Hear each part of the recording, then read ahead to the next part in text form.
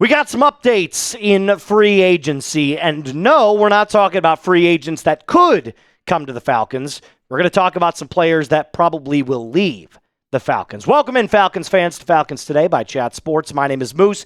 You guessed it, the two big-time names that we got to talk about on today's episode are Kyle Pitts and Tyler Allgeier, and why most talking heads and sports outlets consider these two as good as gone outside of Atlanta. Now, the reason I want to bring this up is because we've done plenty of episodes this entire offseason, the early parts of it at least, that is, about players that could come to Atlanta. We've named Joe Flacco, we've named David Njoku, we've named John Franklin Myers, and other candidates that would fit the Falcons perfectly, but we neglect sometimes to talk about the players that decide that, hey, we don't want to be a member of the Falcons anymore. We want to explore other options elsewhere to make more money, which every player is entitled to. So, if you want to bring any one of these guys back, if it's Kyle Pitts, you know what you got to do? You got to type your P for Pitts. If you want to keep Allgeier, you got to type your A for Allgeier. And if you want to keep both, you got to hit that thumbs up icon. That shows me you're a real one and that you want to keep some key pieces to the 2026 Atlanta Falcons. Let's talk about Pitts first. And the reason Pitts is such a hot commodity right now is because he is a franchise tag candidate. Fox Sports, CBS Sports, all of them predict the Falcons will use at some point over the next 2 weeks this franchise tag on Kyle Pitts. Now, Pitts had a unique situation this last year and a unique season. And the reason I say that is because it started off slow. It got pretty decent. It got back down to slow. Kirk Cousins comes back in the last 5 games of the season, he explodes. Not just played well, he exploded the last 5 games. Remember that Tampa Bay game? 10 receptions, 166 yards, 3 touchdowns. It was one of the best tight end performances I've ever seen.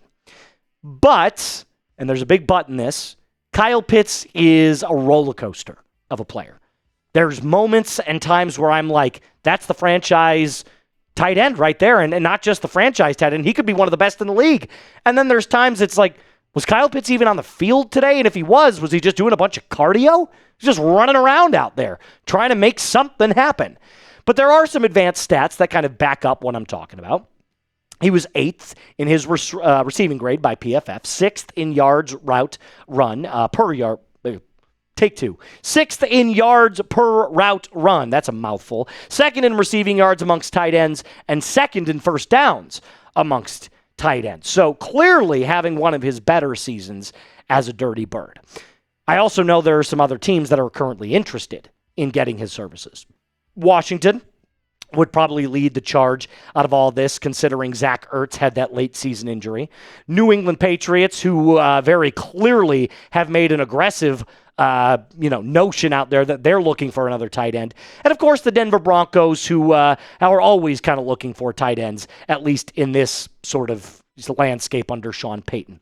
But the one team that I believe makes the most sense for Kyle Pitts is actually the New England Patriots. Fox predicted that he would sign with the Patriots. Now, I don't ever want to give any credit to Brett Alper whatsoever, but he actually made a pretty good episode kind of highlighting why Kyle Pitts would make a great fit with the Patriots, and most of it has to do with their salary cap that they've currently got.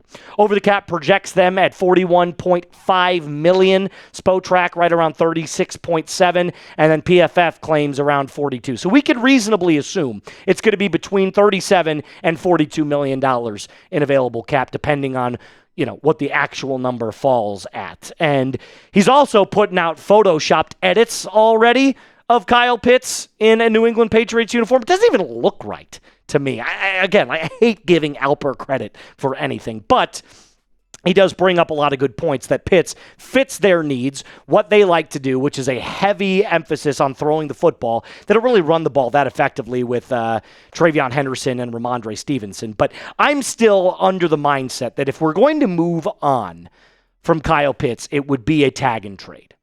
And a tag and trade is still possible, but it's not very likely. And look, with the tag set up to be about $15.8 million this year, I feel like Ian Cunningham would probably just offer him a deal and say, look, you've been homegrown, you've been loyal to the Falcons, here's what we're going to offer you. And if Kyle doesn't like that, he'll probably just explore the market. So that's most likely what we're trending to. Anything is possible, which is why a tag and trade is still on the books, technically, but I don't think it's that probable, if that makes sense, which is why if I had to scale it out, if I had to say, okay, percentage-wise, what am I thinking that Kyle Pitts is going to play for the Falcons next season? It'd probably be, at this point, 40%, 50%, right around there-ish.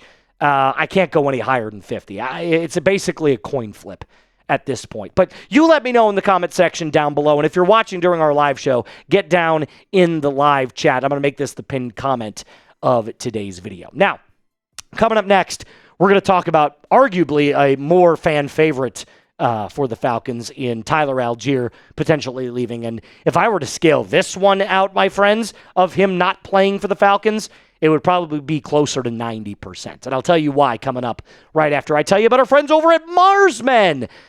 Today being my birthday, turning 30 years old is a stat that I never thought I'd actually say out loud, but here we are, and here's another stat for you. Did you know that when you turn 30 years old, guys, your testosterone starts to naturally dip, about 1% every single year after you do that? So if you want to start unlocking the usable testosterone in your body the natural way, you got to do it with Marsmen.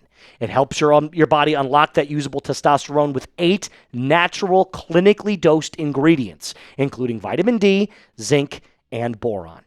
It's made in the United States, and it is third-party tested. You also get a 90-day money-back guarantee, so there's literally no risk to it. Worst-case scenario, you don't absolutely love it, you get your money back. But over 91% of guys report higher energy levels. Thousands of them are feeling incredible results. You just got to check it out on the reviews on the website for yourself.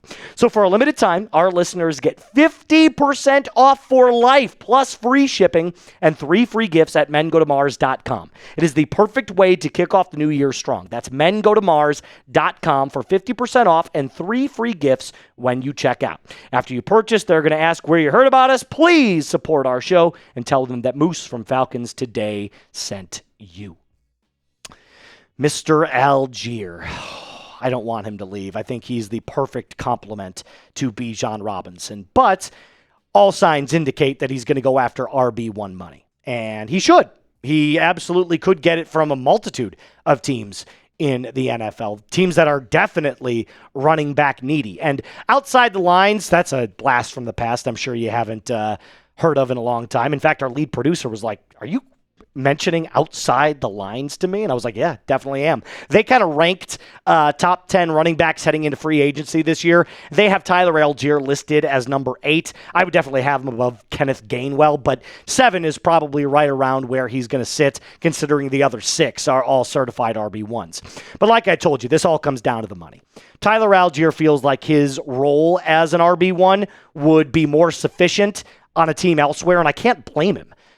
He's definitely deserving of that. Now, he might not be a high-end one, maybe a lower-end or middle-tier one, but definitely could be a number 1, as evidenced by some unbelievable statistics. Did you know that he is number 1 in the NFL all-time in touches without a fumble?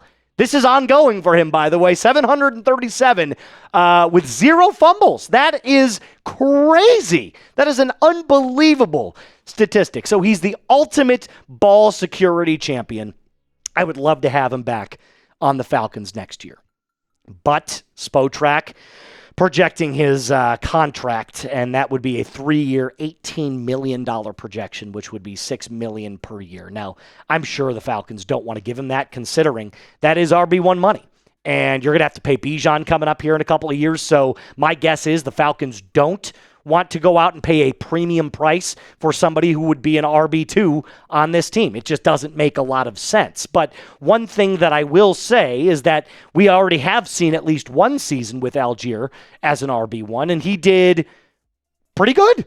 pretty good. 210 attempts, over 1,000 yards. That's always nice. 3 touchdowns, could have been a little higher. He actually had 8 this year, but almost 5 yards a carry and 5th in Offensive Rookie of the Year voting. So there's no doubt that a team is going to see Tyler Allgeier as definitely a high-value piece in their offense.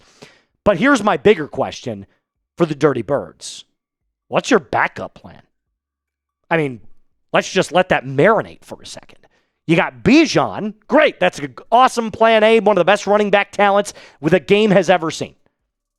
And if you lose Tyler Allgeier, are you going to roll out Nathan Carter as your RB2? I don't think so. I don't think so. And look, I don't want to go out and pay a ton of money for a free agent running back when most of them that are going to fetch the paper this year are all top-end talents. So you'd have to pay a premium, and you're going to have to pay Bijan at least at some point here in the next year to 2 years. So I'm looking now at, okay, well, who could you add in the draft? Because that's probably the next most reasonable decision if you're Ian Cunningham and Matt Ryan. And there are 3 notable picks that will go on day 2 or day 3. Emmett Johnson, Nicholas Singleton, and Kaytron Allen. Now, the guy that I've got my eye on because of the way he plays, very similar to that of a Tyler Allgeier, is Kaytron Allen. 210 rushes in 2025 for Penn State, over 1,300 yards, averaging 6.2 yards per carry. Dude's a beast, and he is a hammer of a player. NFL.com actually describes him as a downfield running hammer. That's crazy. 15 total touchdowns. So Kaytron Allen could be a perfect complementary fit to what the Falcons want to do. But the problem is, with only 5 draft picks, you might not be looking at a premium running back pick as well. So all of this is kind of up in the air still when it comes to the Falcons' draft plans. I'm not entirely sure yet what that entails. But if you would add another running back in the 2026 draft, let me know in the comment section down below. Type D for draft or type P for pass. I'm going to go with